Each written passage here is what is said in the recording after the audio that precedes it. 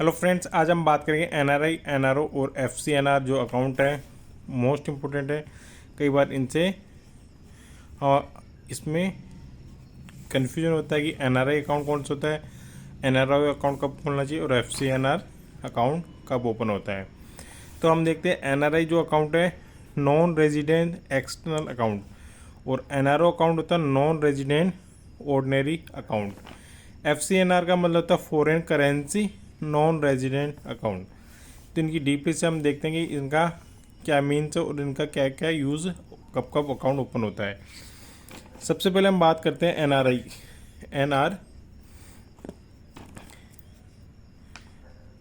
NRE account के बारे में। तो इसकी फुल फॉर्म हमने देखी थी, नॉन रेजिडेंट एक्सटर्नल अकाउंट। इसका फुल फॉर्म होता है। अब हम इसको देखते हैं कि एनआरआई अकाउंट कब कब खोलना चाहिए, मतलब इसकी ज़रूरत कब पड़ती है। तो सपोज डेट एक कोई व्यक्ति है जो यूएसए के अंदर है, यानी कि पहले इंडिया के अंदर था, उसके बाद में किसी भी मतलब कमाने के पर्पज़ से या फिर किसी भी बिजनेस के पर्पज़ से अगर वो यूएसए चला जाता है, अगर 5-6 महीने वहाँ पर रुकता है, तो वो एक तरह से वो क्या होता है, एनआरआई हो जाता है। तो उसमें देखते हैं कि यूएस कोई बंदा था जो इंडिया से गया था यूएसए में, अब उसको ज़रूरत पड़ती है, जैसे कहा उसके पास जो भी पैसे $100, क्योंकि जो यूएसए के अंदर तो डॉलर के अंदर रुपीज़ होगी, उसे वो भेजना है उसको किसमें, इंडिया के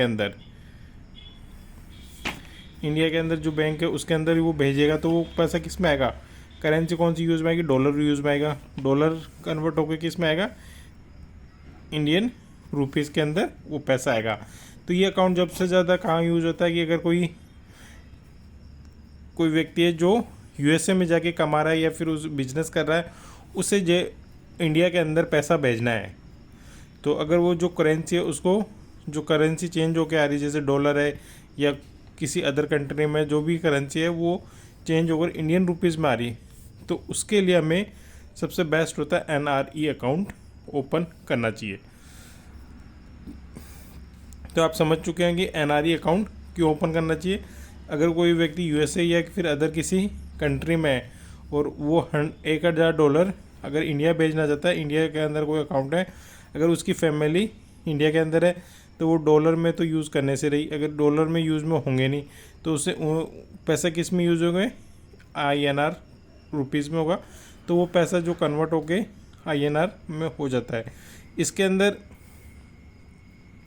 आईएनआर में कन्वर्ट कर सकता है। तो इसका मेन पर्पस सीधा सीधा हो गया एनआरआई अकाउंट।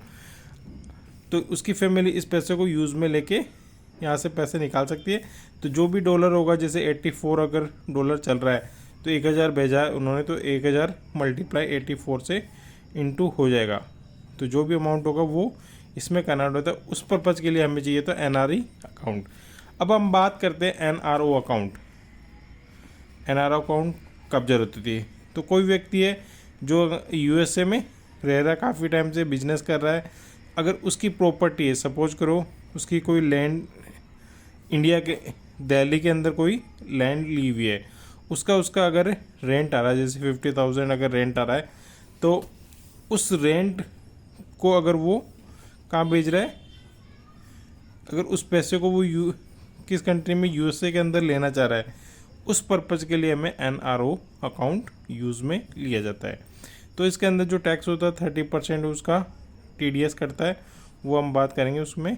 तो एनआरओ अकाउंट, तो एनआरओ अकाउंट में क्या होता है कि आप पैसा फॉरेन कंट्री से इंडिया में भेज सकते हो और इंडिया से फॉरेन कंट्री में भी यूज़ में ले सकते हो, दोनों तरह से। तो एनआरओ दोनों तरह से होता है। इसके अंदर ओनली एनआरई अकाउंट में ओनली फॉरेन से आप इंडिया के अंदर भेज सकते हो एनआरआई के लिए, इंडीज़ रुपीज़ के लिए, क्योंकि इसके अंदर आप किसी भी फॉर्म में, इसमें जैसे अगर आप एफडी आरडी कुछ भी आप कर सकते हो, लेकिन इसके अंदर आप फॉर्म में करो तो डॉलर फॉर्म में ही इसमें होगा, एफडी आरडी जो भी आप इसमें करना चाहते हो।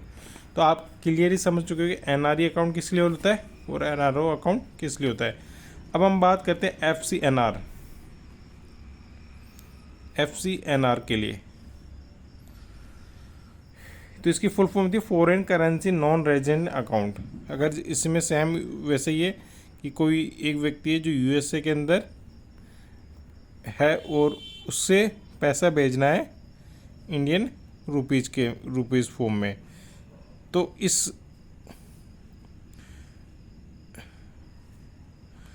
यूज़ के लिए कौन क्या होता है इसके अंदर, एनआरआई FCNR अकाउंट ओपन होता है इसके अंदर। इसमें क्या होता है, इसके अंदर आप अगर ओनली FD कर सकते हो, इसके अलावा आपको कुछ भी नहीं कर सकते। FD क्या होती है 1 ईयर के लिए वैलिड होती है और मैक्सिमम पीरियड होता है 5 ईयर तक का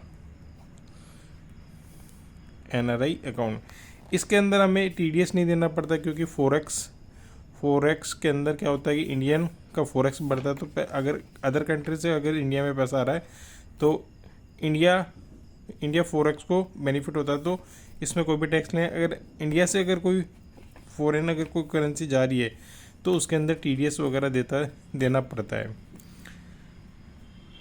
तो आपने देखा इसके अंदर FCNR में डॉलर के अंदर ही पैसा रहता है। तो इस वीडियो से आप समझ चुके होंगे कि NRI और NRI अकाउंट क्यों यूज़ लेना चाहिए, FCNR अकाउंट क्यों यूज़ में होना चाहिए। तो सिंपल फॉर्म में हम इस वीडियो में समझते हैं। इससे संबंधी कोई भी रिलेटेड कोई क्वेश्चन हो तो आप हमें कमेंट बॉक्स में कमेंट करके पूछ सकते हो। और हाँ, जो चैनल पर नहीं वो चैनल को सब्सक्राइब जरूर कर लेना, जिससे कि आपको इसी तरह की लेटेस्ट अपडेट मिलती रहे। तो आज के लिए इतना ही, धन्यवाद।